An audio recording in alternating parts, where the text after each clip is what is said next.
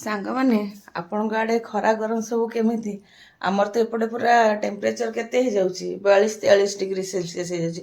ଅଧିକା ବରଂ କମ୍ ହେଉନି, ମାନେ ପ୍ରବଳ ମାତ୍ରାରେ ଗରମ ହେଉଛି, ନାହିଁ ନଥିବା ଭଳିଆ ଗରମ। ମାନେ 5:30-6ଟା ନହଉଣୁ ପୁରା ଗରମ ଷ୍ଟାର୍ଟ ହେଇଯାଉଛି। ଏଙ୍କର ତ ଏସିଫ୍ ଡ୍ୟୁଟି। ଏବେ ମୁଁ ଏଇ ପୂଜା ସାରିକି ଆସିଲି, ଯିବି ଠାକୁର ଲୁଗାଟା ଚେଞ୍ଜ କରିଦେଇକି ଗାଧୋଇକି ଲୁଗା ଶୁଖେଇନି, ଲୁଗା ଶୁଖେଇବି। ଲୁଗାପଟା ଶୁଖେଇ ଦେଇକି ଆସିଲି, ଟିକେ ମୋ ପାଇଁ ଚା ବସିଛି। ସକାଳେ ଅବଶ୍ୟ ଚା ପିଇଥିଲି, ଆଉ ଥରେ ଟିକେ ପିଇଦେବା ଆଉ, କାରଣ ଚା ପିଇବା ଲୋକଙ୍କୁ ଖରା ଗରମ ବର୍ଷାରେ କିଛି ଇଏ ନାହିଁ, ତାଙ୍କୁ ଚା ଦରକାର। ତ ମୁଁ ଟିକେ କହିଲେ ଚା ଟିକେ ବସେଇଦିଏ, ଚା ସାଙ୍ଗେ ଦୁଇଟା ବିସ୍କୁଟ୍ ଖାଇଦେବି, ବାସ୍ ମୋର ବ୍ରେକଫାଷ୍ଟ ହେଇଯିବ ଆଉ। ପୁରା ସିମ୍ରେ ଚାଟା ବନେଇବି, ଲାଗୁ 4-5 ମିନିଟ୍। ଏ ଯେଉଁ ଭଳିଆ ଗରମ ହେଉଛି, କାଲି ଆମର ଏସିଟା ମାନେ ଖରାପ ହେଇଗଲା କହିବିନି, ଏସିରୁ ଗ୍ୟାସ୍ ସରିଯାଇଥିଲା। ମାନେ ଜଣାପଡ଼ିଲାଣି ଟେମ୍ପରେଚର, ମାନେ ଥଣ୍ଡା ଏତେ କୁଲିଂ କରୁନଥିଲା। 15 ଦିନରୁ ଟିକେ ଟିକେ ସେମିତି ଜଣାପଡ଼ୁଥିଲା, କିନ୍ତୁ ପହରଦିନ ରାତିରେ ଆଉ ମାନେ ଜମା ହିଁ ଚାଲିଲାନି। ତ କାଲି ଏସିଟା ସର୍ଭିସ୍ ମାନେ ଗ୍ୟାସ୍ଟା ଭରା ହେଲା, ତାପରେ ମାନେ ଇନଡୋର ବଡ଼ିରୁ ବି ପାଣି ପଡ଼ୁଥିଲା ବହୁତ ଜୋରେ, ବଢ଼ିଆ ସେ ସର୍ଭିସିଂ କରାହେଲା। 3-4 ଘଣ୍ଟା ଲାଗିଗଲା। ମାନେ କାଲି ସେଇ କାମଟା ଗୋଟେ ହେଲା। ନହେଲେ ଏଇ ଯେମିତି ଗରମ ହେଉଛି, ତାପରେ ନଥିବ ନାହିଁ, ତାପରେ ଗୋଟେ ଅଭ୍ୟାସ ହେଇଗଲାଣି, ବରଂ ଗୋଟେ ଓଳି ଖାଇବା ନ ହଉ ବିନା ଏସିରେ ଟିକେ ଚଳିବା ମୁସ୍କିଲ ହେଇଯାଉଛି। ଚାଟା ହେଇଗଲା, ହେଇ ବି ଗଲା, ମରି ବି ଗଲା, ଟିକେ ଚଳିବ, ବେଶୀ ବଢ଼ିଆ ଲାଗିବ। କାଲି ଏସିଟା ସର୍ଭିସିଂ ହେଇଛି କହିକି ପୁରା ନୂଆ ଭଳିଆ ଇଏ ହେଉଛି, ମାନେ ଅଳ୍ପରେ ହିଁ କୁଲିଂ ହେଉଛି। 26-27ରେ ବଢ଼ିଆ ଥଣ୍ଡା ହେଉଛି। ଆମର ଏସି ଗୋଟେ କମ୍ପାନୀର, ଆଉ ରିମୋଟ୍ ଗୋଟେ କମ୍ପାନୀର, କାରଣ ୟାର ଅରିଜିନାଲ୍ ରିମୋଟ୍ଟା ଖରାପ ହେଇଯାଇଛି। ଏକୁ ଲଗେଇକି ମାନେ ଅରିଜିନାଲ୍କୁ ଲଗେଇଲେ ଏଇଟା 3 ନମ୍ବର ରିମୋଟ୍ଟା। ଚା ବିସ୍କୁଟ୍ ନେଇ ଆସିଲି ମୋ ପାଇଁ। ଏଇ ବିସ୍କୁଟ୍ ଗୁଡ଼ାକ ଚା ସାଙ୍ଗରେ ଖାଇବା ପାଇଁ ବଢ଼ିଆ ଲାଗେ, ଟିକେ ହାଲକା ହାଲକା ଲୁଣି ଥାଏ ନା, ଭଲ ଲାଗେ। ମାନେ ଟପ୍ 1 ହେଲା, ଟପ୍ ଗୋଲ୍ଡ ହେଲା, ଏଇଟା ହେଉଛି କ'ଣ ଅନମୋଲ୍ ଲାଇଟ୍ଟା, ବଢ଼ିଆ ଲାଗେ। କଣ୍ଢେଇକି ବି ବଢ଼ିଆ ଲାଗେ, ଚା ସାଙ୍ଗରେ, କଫି ସାଙ୍ଗରେ, ଚା ସାଙ୍ଗରେ ବି ଖାଇଲେ ବଢ଼ିଆ ଲାଗେ। ବ୍ରେକଫାଷ୍ଟ କିଛି ବନେଇନୁ, ଆଉ ଆଜି ରୋଷେଇ ବି ନାହିଁ। ଏଙ୍କର ଲଞ୍ଚ ବାହାରେ ଅଛି, ଆଉ ମୋ ପାଇଁ ଖାଇବା ସବୁ ଅଛି। ମାନେ କାଲି ଡିନରରେ ସବୁ ପାର୍ସଲ ଆଣିଥିଲେ, ସେଗୁଡ଼ାକ ଅଛି। ଆଉ ରାତିରେ ରୁଟି କରିଥିଲି, ସିଏ ବି ଅଛି। ମାନେ ପାର୍ସଲରେ ଖାଲି ମାନେ କ'ଣ ଆସିଥିଲା, ମସରୁମ୍, ପନିର, କୋବି ଏସବୁର ଚିଲି ଆଉ ଜିଲେବି ଆଣିଥିଲେ। ଘରେ ରୁଟି କରିଥିଲି, ସବୁ ଥୁଆ ହେଇଛି, ସେ ତାଙ୍କର ସେଇଠି ଖାଇବା, ମୁଁ ଏଗୁଡ଼ା ଖାଇଦେବି ଲଞ୍ଚରେ। ଆଉ ପଖାଳ ବି ଅଛି, ଆଉ ପଖାଳ ସାଙ୍ଗକୁ ବି ସବୁ ଆଇଟମ୍ ଅଛି। କାଲି ବାଟି ବସା କରିଥିଲି, ଶାଗ ଭଜା କରିଥିଲି, ସେଗୁଡ଼ାକ ବି ଅଛି। କିନ୍ତୁ ମୋତେ ବ୍ରେକଫାଷ୍ଟ ଏମିତି ଖାଇବାର ହେବି ଇଚ୍ଛା ନାହିଁ, ତ ସେଇଟାକୁ ହିଁ ଲଞ୍ଚ କରିଦେବା, ପଖାଳ ଥାଉ। ପହରଦିନ ରାତିକୁ ଏମିତି ଏସି କ'ଣ କହିବି, ଯେଉଁ କୁଲିଂ ନ ହେବାକୁ ଆଉ ଏତେ ଜୋର ଗରମ ଲାଗିଲା। ମୁଁ କାଲି କ'ଣ ଶନିବାର ଥିଲା, ମୁଁ ଉଠୁ ଆଗରେ କାନରେ ଶୀତଳି ଦେଲି, ଚୁଡ଼ି ଟିକେ ଯେଉଁ ଅଧିକା ପିନ୍ଧିଥିଲି ଶୀତଳି ଦେଲି, ଆଉ ଏଇ ପାଉଜ ପିନ୍ଧିଥିଲି ତାକୁ ବି ଶୀତଳି ଦେଲି। ମାନେ ଏତେ ମାତ୍ରାରେ ଗରମ। ପାଉଜଟା ପିନ୍ଧିଥିଲି ସାବିତ୍ରୀ ଦିନ, ମୁଁ କହିଲି କି ପିନ୍ଧିଥାଏ, ଆଗକୁ ତ ଆନିଭର୍ସରୀ ଆସୁଛି, ଆଉ ଏତେ ହେଭି ପାଉଜ ତ ସବୁଦିନ ପିନ୍ଧିଲେ ଭଲ ଲାଗିବନି, ଆଉ ମାନେ ଭଲ ମନ୍ଦ ଦିନରେ ହିଁ ଭଲ ଲାଗିବ ପିନ୍ଧିବା ପାଇଁ। ତ ମୁଁ ଆନିଭର୍ସରୀ ଯାଏଁ ପିନ୍ଧିବି, ତାପରେ ଶୀତଳେଇ ଦେବି। କିନ୍ତୁ ଅତରାସିଆ ଗରମ ହେଲା ବେଳକୁ ପୁରା ଖୋଲି ଖୋଲା ଦେଇଛି, ପୁରା ତ ଫୋଡ଼ି ମୋଡ଼ି ହେଇଗଲା। ଏବେ ଏଇ ପାଉଜଟା କାଢ଼ିଛି ପିନ୍ଧିବା ପାଇଁ। ଏଗୁଡ଼ାକ ଡେଲି ପିନ୍ଧିବା ପାଇଁ ବଢ଼ିଆ, କିନ୍ତୁ ଟିକେ ପିନ୍ଧିଥିଲେ ସବୁଦିନ ପିନ୍ଧି ହେଉନି। ଏ କିଣା ହେବାଠୁ ମାତ୍ର ଥରେ ଦୁଇଥର ପିନ୍ଧା ହେଇଛି। ମାନେ ଏ ପାଉଜକୁ ତଥାପି କେତେ ବର୍ଷ ହେଇଯିବ, 8-10 ବର୍ଷ ହେଇଯିବ, କିନ୍ତୁ ମାତ୍ର 2 ଥର ପିନ୍ଧା ହେଇଛି। ମାନେ ଗୋଟେ ଆନିଭର୍ସରୀ ମୋତେ ଗିଫ୍ଟ କରିଥିଲେ, ସେ ଆନିଭର୍ସରୀ ଦିନ ପିନ୍ଧିଥିଲି, ଆଉ ସାନ ଭାଇ ବାହାଘର ଥରରେ ପିନ୍ଧିଥିଲି, ଏଇ ସାବିତ୍ରୀ ଦିନ ପିନ୍ଧିଥିଲି, ବାସ୍ ଏତିକି। ଏ ପାଉଜ ଗୁଡ଼ା ଦେଖିବାକୁ ସୁନ୍ଦର, ପିନ୍ଧିବାକୁ ବି ସକାଳେ ସକାଳେ ଭଲ ଲାଗେ ଏଇ ହେଭି ପାଉଜ ଗୁଡ଼ା, କିନ୍ତୁ ଆକ୍ଚୁଆଲି ପିନ୍ଧିବା ପାଇଁ ଆରାମ କହିଲେ ଏଇ ପାଉଜ ସବୁଠୁ ବେଷ୍ଟ। ମାନେ ହାଲକା ବି, କମ୍ଫର୍ଟ ବି। ପିନ୍ଧିଦେଲି ପାଉଜ। ଗୋଡ଼ ମୁଦି ବି 2ଟା ବଡ଼ ବଡ଼ ପିନ୍ଧିଥିଲି, କେବେଠୁ ପିନ୍ଧିଥିଲି। 2ଟା ବଡ଼ ବଡ଼ ପିନ୍ଧିନଥିଲି, ଏଇ ମୁଦିଟା ଏଇଠି ପିନ୍ଧିଥିଲି, ଏଇଠି ଗୋଟେ ବଡ଼ଟେ ପିନ୍ଧିଥିଲି। ସେ ବଡ଼ଟା ସେତେବେଳେ ଦେଖି ଏଇଟାକୁ ଏଇଠିକି ନେଇ ଆସିଛି। ମୋ ନଖ ଗୁଡ଼ାକ ଏମିତି ନଷ୍ଟ ହେଇଯାଉଛି। ଆପଣମାନଙ୍କର ବି ସାଙ୍ଗମାନେ ଏମିତି ଗୋଡ଼ ନଖ ନଷ୍ଟ ହେଇଯାଉଛି, କ'ଣ କହିବେ ତ? ମାନେ ଗୋଡ଼ର ସୁନ୍ଦର କହିଲେ ନଖ, ଆଉ ନଖ ଏମିତି ନଷ୍ଟ ହେଇଗଲେ ଭାରି ବାଧେ। ଆଉ କ'ଣ କରିବା, ମୁଁ କେତେ ଟ୍ରିଟମେଣ୍ଟ କଲି, କିଛି ଭଲ ହେଲାନି କହିକି, ମାନେ ହୋମିଓପାଥି, ଏଲୋପାଥି ସବୁ ପ୍ରକାର ଟ୍ରିଟମେଣ୍ଟ କଲି, ଭଲ ହେଲାନି, ଛାଡ଼ିଦେଲି। ତାପରେ ମାନେ ଡାହାଣ ଗୋଡ଼ ନଖଟା ନଷ୍ଟ ହେଇଯାଇଥିଲା, ଏବେ ବାଁ ଗୋଡ଼ ନଖଟା ନଷ୍ଟ ହେଇଗଲାଣି।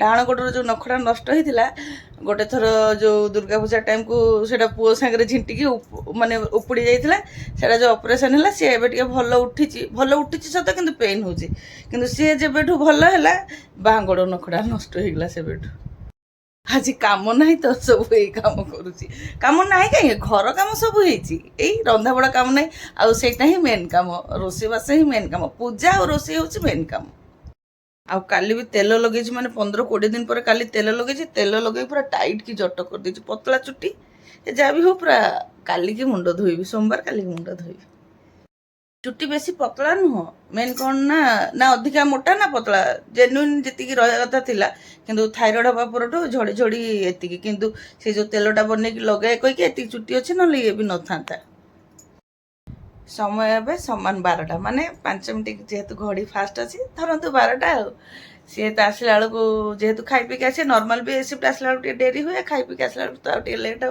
से पर्यंत आ किसी भी काम ना जहाँ मुझे खाली खाइबी आ सत कथा कहले किसी काम न खाया पीवा भी इच्छा लगे आ बना बनाया थे तो आहरी ये जहाँ काली जो जी परिश्रम होती आज बस खाया मिल काम जमी कहले काली जो एसी बनाला जेहेतु आमर बेडरूम छोट ना तो आपनकर कौन ना बेड पाखक रही कौन ए जो एसी येटा तो से जो पानी ढाल धुआ धुई कले से बेड फेड दुनिया दुनिया बेडसीट फेडसीट काली कपड़ा भी बहुत कचैला काम काली काम धुआ था आउ ठीक सकाल टाइम को से आसीगले जो मैंने सर्विस वाला तो ब्रेकफास्ट भी 2 जन कर पार न खाइला बेलू जन तो काली 4टा पूरा 4टा एका सारे घर द्वार झाड़ू झुड़ा कर खाइलु खाई जेहेतु मैंने परिश्रम होता सांग एसीटा बढ़िया काम भी कला माने परिश्रमटा सार्थक होगला शो पड़ुचु माने झाड़ू झुड़ा भी हो जाए माइंड रे अच्छी हाँ माने 4टा बेल काम तो हो जाए तो उठला बेलू के 6टा बजे 10 मिनिट यही भाया कौन थी मत से मुझे उठ उठ मुझे उठिक सागे सागे आक्टिव हो पारे बोल तुम जा उठिक संज देदेव मुझे पारिनी सी संज देदेव मुझे गली कारण मोर भी थिला ठाकुर काम मुझे गली सी जाऊ मुझे गली ये है काली दिनटा किंतु भगवान का कृपा जहाँ भी कहतु सांग मैंने बद अभ्यास कहतु कि अभ्यास कहतु गोटे अभ्यास है विश्वास कर एसीटा कंडे बोधे 2-3 वर्ष होता से मैंने एत पुराणा किंतु माने आज पर्यंत भी जना पड़नी से पुराणा कहीकि आजे एसी बागैया को आसती से तो सब बेले से ही बागाती कहले कि तुम एसीटा को देखले लगे कि एत पुराणा एसी कहीकि पुराणा जिनस गुड़ाक आजिकल का अपेक्षा पुराणा जिनस गुड़ाक बेसी माने भल पड़े नहीं कि नुआ नुआ कि बहुत हैरान कर माने बहुत माने केतले सेंसर खराब हो तो केतले रिमोट खराब हो केतले आउटडोर ये काम करनी माने एमती 2-4 वर्ष बहुत हैरान करपर्यंत भगवान को दयारू सेमती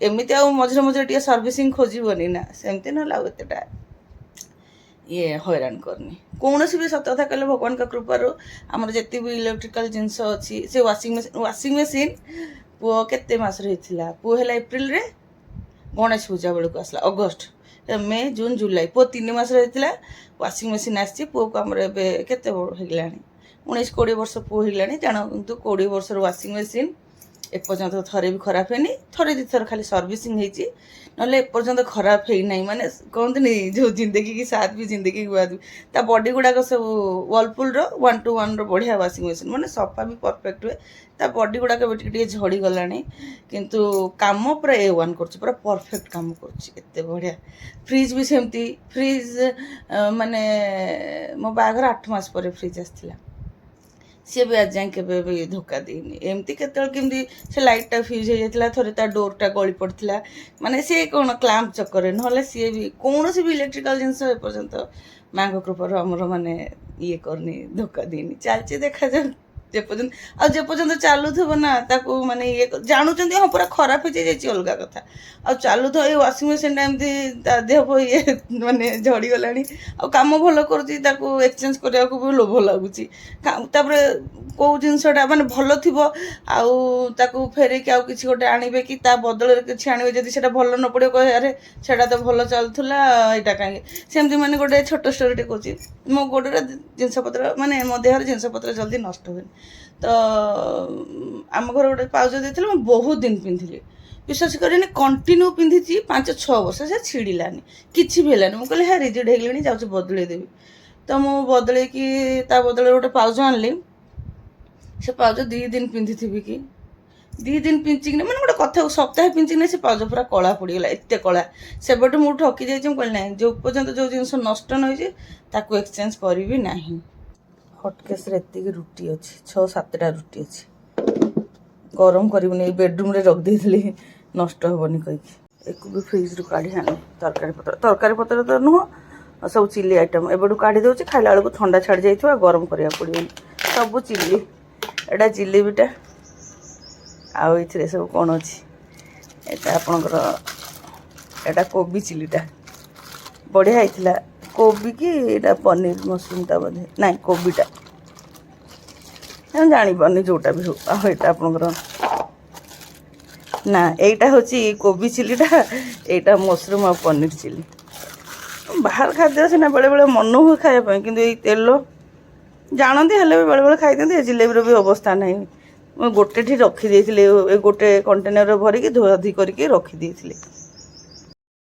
घरे कई नथिले एकला थे भूत भाया लुगा भी ये सुखी घर भर तार छिड़ी जाइए केत सुविधा हम से तार बांधे